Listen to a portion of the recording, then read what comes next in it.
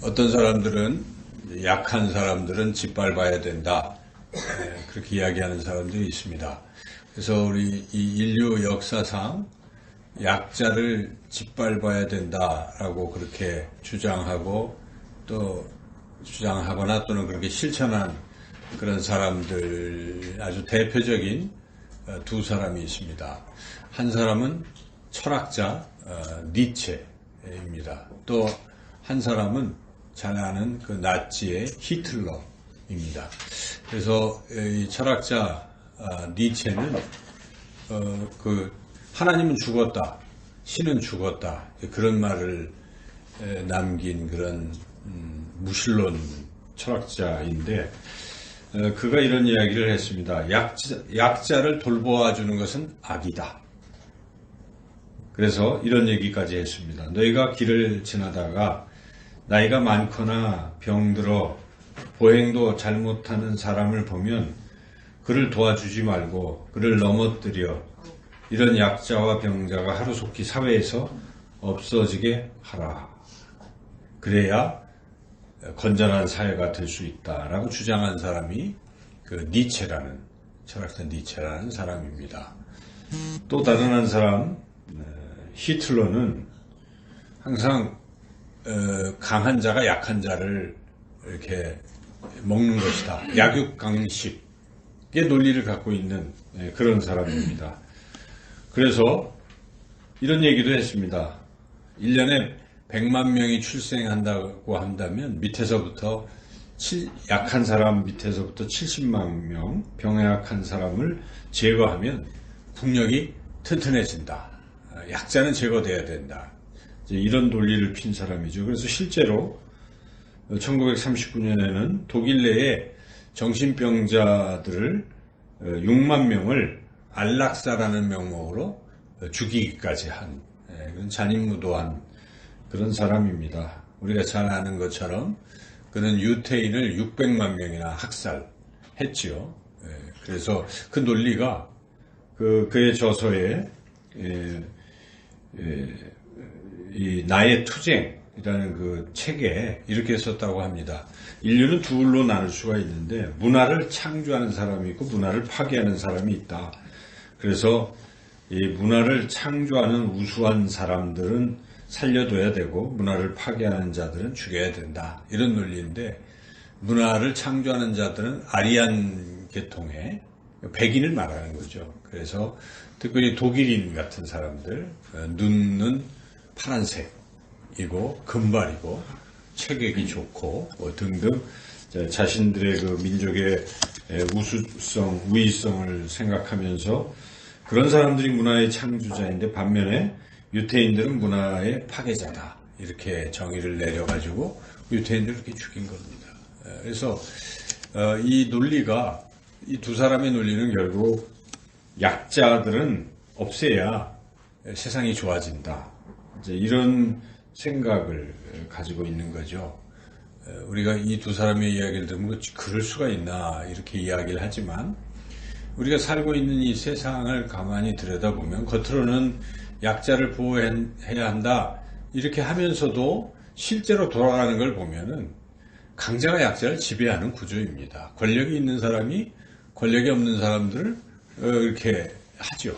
그리고 또 돈이 많은 사람들이 돈이 없는 사람들을 또 지배하거나 무시하고 또 많이 배운 자가 배우지 않는 뭐 등등 이렇게 어떤 힘의 논리가 지배되고 있죠. 그래서 다수의 의견만이 옳다. 다수결로 뭐 그게 진리든 아니든 그냥 다수결로 밀어붙여서 또 하는 이러한 세상을 우리가 보고 있습니다. 이런 세상 속에서 과연 이 약육강식의 논리가 맞는 것인가? 강자가 약자를 지배하고 사는 것이 맞는가? 우리 다윈의 진화론을 봐도 어찌 보면 비슷한 일맥상통하는 거죠. 적자생존이라는 그런 논리가 결국 잘 적응하는 사람 종족만 생물만 살아남는 것이고 힘센 자들만 사는 것이고 약한 자들은 다 도태되는 것이다. 신체도 용불용설이에요. 이게 안 쓰면 다 소멸하는 거고 쓰는 것만 남는다. 그래서 얼핏 생각해 보면 세상에 이렇게 흘러가는 논리는 약육강식, 약자는 살 수 없는 이런 세상인가? 우리가 그렇게 생각할 수도 있어요. 그러나 하나님은 그렇지 않다는 것입니다. 오늘 이 세상을 만드신 하나님, 이 세상을 다스리시는 하나님의 논리는 약육강식의 논리가 아니라는 것입니다. 오늘 우리가 읽었던 말씀 중에 참으로 유명한 말씀이 나오죠. 하나님이 하신 말씀입니다. 하나님의 종을 통해서 그렇게 하시겠다는 약속의 말씀인데요. 이 말씀 가운데 우리가 3절 말씀을 다 같이 봉독하겠습니다. 상한 갈대를 꺾지 아니하며 꺼져가는 등불을 끄지 아니하고 진실로 정의를 시행할 것이며. 이 말씀의 배경을 우리가 이해하자면 이거는 여호와의 종의 노래 중에 하나예요. 그래서 이사야서에는 여호와의 종의 노래라는 게 4편이 나옵니다. 오늘 우리가 읽은 42장과 49장, 50장, 53장. 여러분 53장은 그 유명한 예수님이 그가 찔림은 우리의 허물을 위하며 그런 게 나오죠. 이게 다 여호와의 종의 노래라는 제목이 붙어 있어요. 그래서 여기서 말하는 여호와의 종, 하나님의 종은 곧 예수 그리스도를 예표하고 있습니다. 그래서 하나님께서 물론 1차적으로는 당시 바벨론 포로 가운데 있던 이스라엘 백성들에게 하나님께서 하나님의 종을 통해서 그들을 바벨론의 그 압제에 시달리고 있는 그들을 구원하시겠다는 약속의 말씀이기도 해요. 그래서 여호와의 종이 그걸 할 것이다. 그래서 1차적으로는 당시에 페르시아 바사의 고레스 왕이 그 이스라엘 백성을 돌려보냈잖아요. 물론 페르시아가 바벨론을 멸망시키면서 그 속국이 됐던 이스라엘 해방시킨 것이긴 하지만 성경은 고레스라는 얘기도 나오고 고레스가 그와 같이 이스라엘 백성을 바벨론의 포로에서 돌려보낸 하나님의 종이다.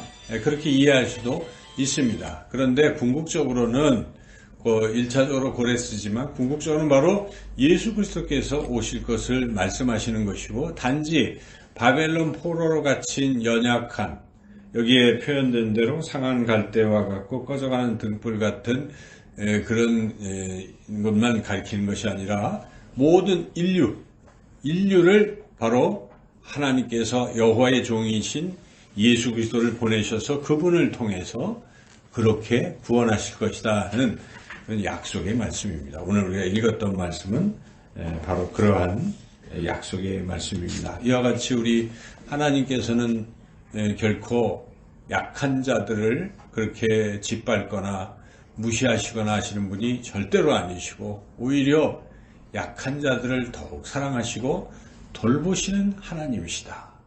여러분, 바로 이 말씀을 여러분 그렇게 믿어야 되는 거예요. 우리가 말씀이 능력이 된다는 것은 말씀을 믿을 때 나타나는 거예요. 내가 약한데 아무도 나를 돌보지 아니하고 도리어 세상은 나를 짓밟으려고 하는데 이 세상을 만드신 전능하신 하나님은 그렇지 아니하시는구나.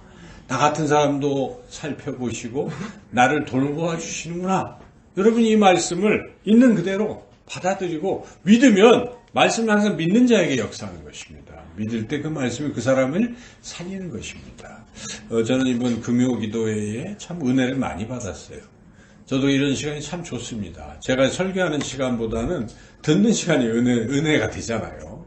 그래서 앉아서 요즘은 금요기도회 때마다 유명한 목사님들 또는 유명한 강사분들의 말씀을 스크린을 통해서 보면서 은혜를 받는데 이번 주 금요일은 그 이상구 박사님이 강연을 하셨어요. 근데 그분이 아주 적나라하게 자신의 어떤 치부를 다 이야기를 하면서 간증을 쭉 하셨는데 그런 가운데 그분이 한 말씀 중에 제가 기억나는 것이 이 사람이 뇌에서 엔돌핀이라는 게 생성이 된다는 것입니다. 엔돌핀. 그래서 이제 엔돌핀이 모든 암세포도 다 이렇게 잡아먹는 거예요. T임파구가 나와서. 이제 그래서 이 엔돌핀이 그럼 언제 생성되는가? 엔돌핀은 마음이 기쁠 때 생성이 된다는 거예요. 근데 언제 기쁜가? 누군가 나를 사랑한다 하는 생각과 그런 믿음이 있을 때 엔돌핀이 나온다는 것입니다, 여러분.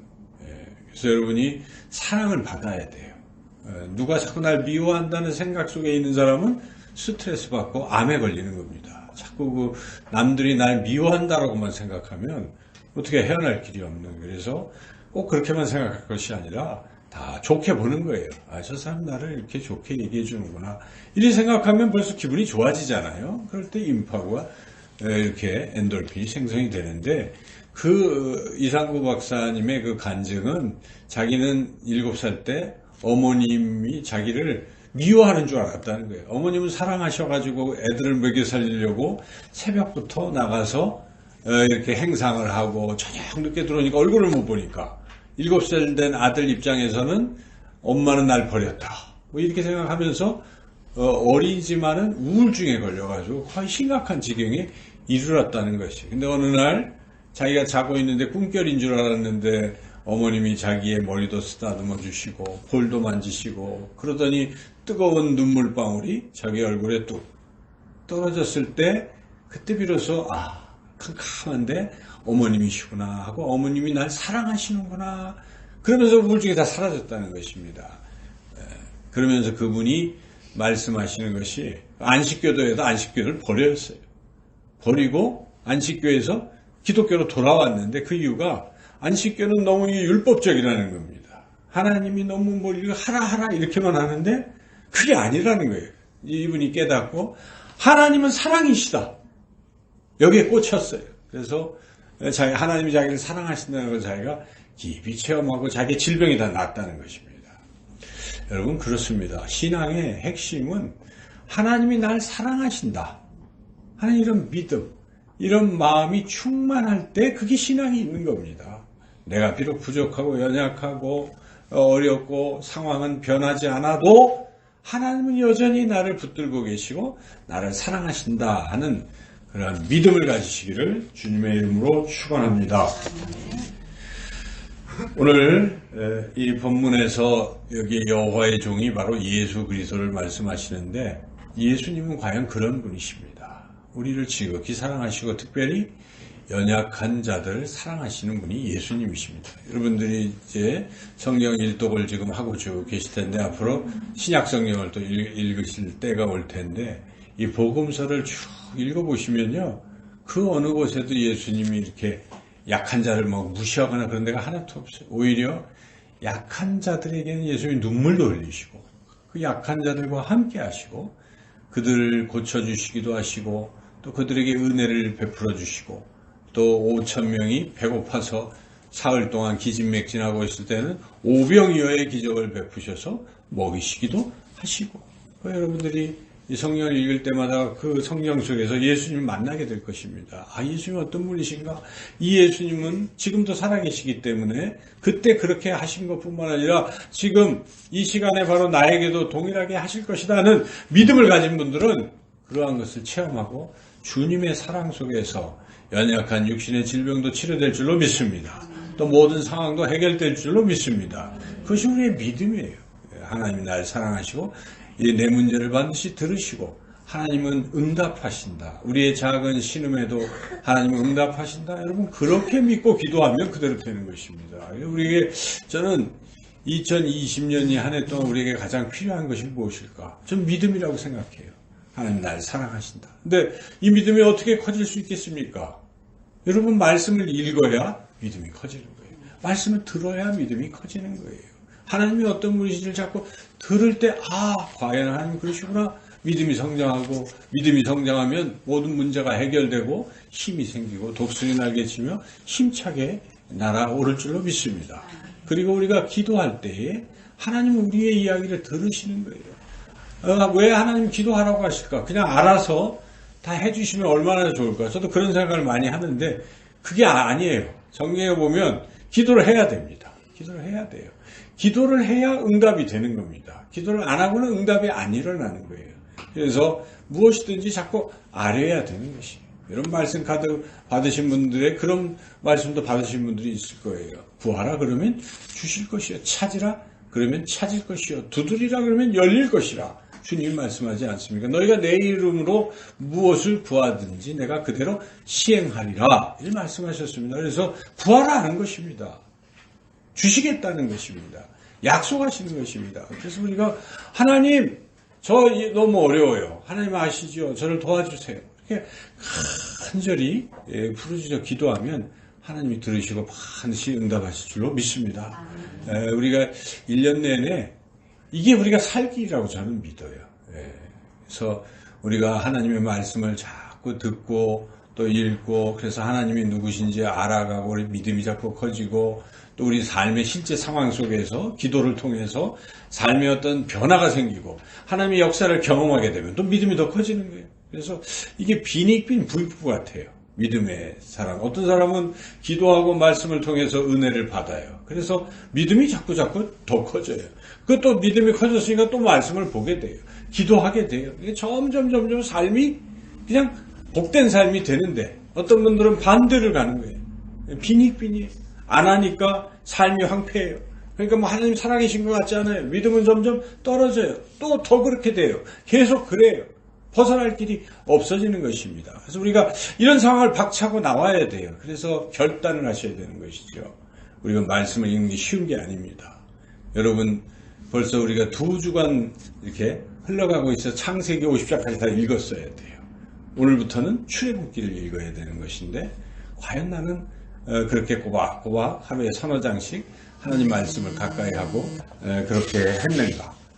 또는 우리가 또 기도는 어떻게 했는가? 하루에 30분 기도하는 게 쉽지가 않을지 몰라요. 1시간 기도하는 것도 쉽지 않아요. 그렇지만은 이거는 일부러 해야 되는 겁니다. 일부러 해야 돼요. 가만히 있다 보면요. 아무 소리 안 하고 1시간, 30분을 계속 이러고 있다 보면 어떤 졸기도 하겠죠. 그런데 그럴 때 기적과 역사가 나타나는 것입니다. 하나님은 기다리실지도 몰라요.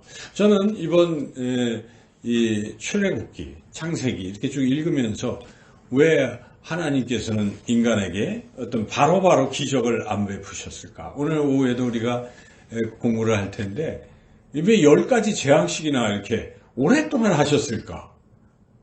그렇잖아요. 그냥 한두 번 하고 빨리 구출하시면 될 텐데 10번씩이나 이렇게 계속 하고 계실까? 왜 그러실까? 여러분 생각을 해보시면 그것은 우리를 위한 것입니다. 우리의 믿음을 자꾸 키워주시려고 하는 거예요. 우리 인생에 이런저런 힘들고 어려운 일들이 아마 있을 수 있어요. 왜 그러실까? 하나님 빨리 왜 안 하실까? 믿음을 키워주시려고. 왜 기도를 시킬까요? 믿음을 키워주시려고 하는 것입니다. 그래서 당장 응답이 안 될 수도 있어요. 그러나 한 30분 동안 여러분이 가만히 해서 하나님만 바라보고 있는 거예요. 그 시간이 잘 기도가 안 되면요. 좋은 CCM 찬양을 들으면서 있어도 돼요. 들으시고 또는 성경을 읽으시면서도 그 시간만큼은 하나님과 교제하는 거예요. 우리가 물론 영혼의 호흡이니까 길을 가면서도 주님과 대화할 수 있겠지만 그런데 집중된 시간이 필요하잖아요. 아무도 없는 곳에서 나 혼자 하나님과 1대1로 대면할 시간이 확보가 필요한 거예요. 그래서 그 시간에 이렇게 주님과 가만히 있으면요. 주님은 여러 생각도 정리해 주시고 좋은 생각도 내게 주세요. 그리고 또 더불어서 생각만 주시는 게 아니지 않습니까? 능력을 주시는 것입니다. 신비한 거예요. 그래서 병이 고침을 받을 수도 있어요. 기도하는 가운데. 그렇죠? 문제가 해결될 수도 있다는 것이죠. 그래서 이 기도의 시간이 내 기도하는 시간이 정말 가장 귀하구나. 이렇게 느끼고 좀 힘들어도 훈련이니까 연단이니까 경건에 이르는 연단을 계속 하실 필요가 있습니다. 운동을 하면 근육이 튼튼해지는 것처럼 이 영적 운동인 말씀과 기도에 이걸 계속 해나가시면 반드시 우리의 믿음은 굳건해질 것이고 세상이 아무리 우리를 유혹과 또 어떤 것으로 우리를 넘겨뜨리려 때로는 넘어질 수 있지만은 믿음은 세상을 이길 수 있기 때문에 다시 일어나게 되고 우리는 저 높은 곳을 향해서 날마다 승리하며 그렇게 전진하게 될 줄로 믿습니다. 오늘 본문을 쭉 읽어보면 결국 이스라엘 백성은 선지자 이사야를 통해서 바벨론 포로에 있을 때 이 말씀을 듣고 일단 위로를 얻고 다시 돌아왔는데 그러나 구약성경 말라기까지 가보면 어떻게 됐습니까? 다시 이스라엘 백성들은 말씀을 또 안 듣습니다. 안 듣고 딴 길로 가고 말았어요. 결국 그래서 지금까지도 이스라엘 백성은 예수님 잘 안 믿고 1%가 믿나 안 믿나 이러고 있지 않습니까? 지금 그런 지경에 이르렀어요. 중요한 게 뭘까? 하나님이 가장 안타까워하시는 것은 듣지를 않는다는 것입니다. 듣지를 않아요. 그래서 예수님 말씀하십니다.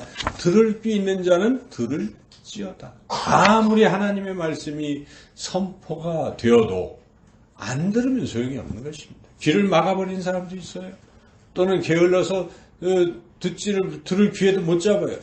또 어떤 분들은 딴 생각하느라고 이 말씀이 그냥 흘러가 버리는 것입니다. 그런데 어떤 사람들은 듣고 마음에 붙드는 것입니다. 더 이상 흘러가지 않게 가슴에 담고 이 말씀을 붙들고 막 기도하는 것입니다. 그럴 때 놀라운 역사들이 일어난다 하는 것이죠. 그래서 우리가 들어야 돼요. 듣고 들으면 이제 믿게 됩니다. 믿고 믿음대로 행동으로 자꾸 옮겨보는 것입니다. 그럴 때 놀라운 역사가 있다는 것입니다. 오늘 우리가 이 말씀 다 하려면 참 시간이 길 텐데 이 중에 한 절 말씀을 우리가 붙들고 이 한 주간을 여러분 묵상하시기를 바랍니다.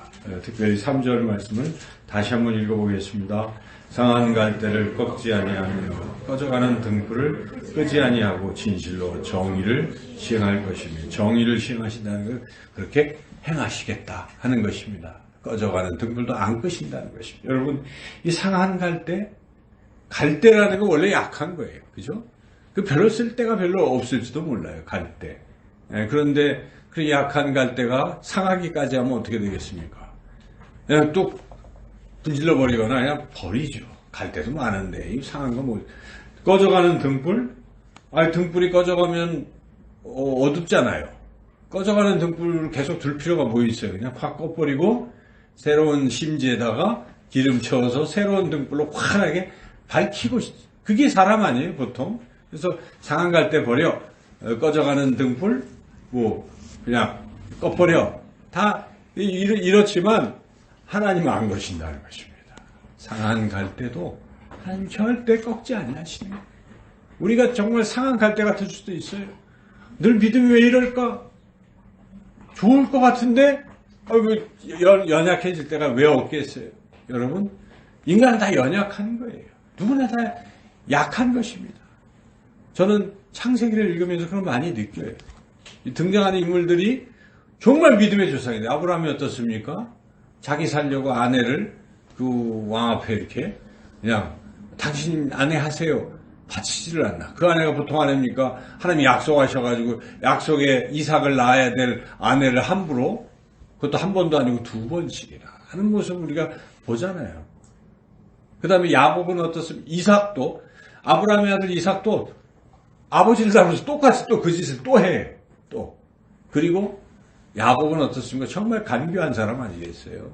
형의 거 뺏으려고 막 속이고 막 변장하고 형의 축복권을 가로채기도 하고 좀 비열해 보이기도 하죠. 물론 요셉은 훌륭한데 그래도 초반에는 자기 아버지 야곱이 자기를 사랑한다고 형들 앞에서 자랑하다가 형들의 미움을 사서 결국 팔려가기도 하고 그래서 인간들의 연약한 모습을 우리가 읽을 수 있습니다. 그런데 하나님은 그럼에도 불구하고 한번 약속을 하셨기 때문에 하나님이 약속을 하셨기 때문에 결국 끝까지 붙드신다는 것이에요. 그런 사람들 다시 여러 가지 과정을 통해서 쓰시고 그러는 것이 그렇다면 똑같은 거예요. 우리는 실수투성이죠. 그 비교해보면 더 연약해요. 그래도 하나님 여전히 우리를 붙들고 계신 믿습니다. 그래서 우리는요 아무리 내가 부족하고 연약하고 어떤 절망 가운데 있을 때도 절대로 하나님을 놓치면 안 돼요. 다시 하나님 품으로 돌아와서 하나님을 바라볼 때 하나님 기뻐하십니다. 잃은 양 한 마리를 찾으시는 주님의 심정인 거예요. 우편강도 이 죽을 때까지 못된 짓을 하다가 마지막에 한 번 마지막 순간 참 중요한데 주님께 저도 좀 천국에 데려가 주세요. 그래 네가 오늘 나와 함께 낙원에 이르리라 말씀하신 것입니다. 가늠한 여인은 어떻습니까? 그 가늠한 여인이 온갖 못된 짓을 다 했을 거예요. 현장에서 붙잡히기까지 했어요. 그래서 사람들이 돌로 쳐서 죽일 정도의 사람이었는데, 그러나 주님이 죄 있는 자가 돌로 치라 하시고 나도 너를 정죄하지 아니하노라 하고 그 여인을 용서해 주신 것이지. 성경 곳곳에서 우리 하나님은 상한 갈 때 절대 꺾지 아니하시는 하나님, 꺼져가는 등불도 끄지 아니하시는 하나님이신 우리는 성경을 통해서 발견하는 것입니다. 여러분이 1년 동안 이 성경 통독을 해나가실 때 그런 것들을 자꾸 읽을 수 있어요. 아, 하나님 이러신 하나님이시구나. 하나님 이러신 분이야. 참, 이 하나님이 나를 여전히 사랑하시는구나. 하나님의 사랑에서 끊을 자가 없다는 이런 확신을 가지고 올 1년도 주님의 사랑을 믿으시고 주님의 사랑 속에서 우리 모두가 회복되고 또 성장하는 귀한 한 해가 되시기를 주님의 이름으로 축원합니다.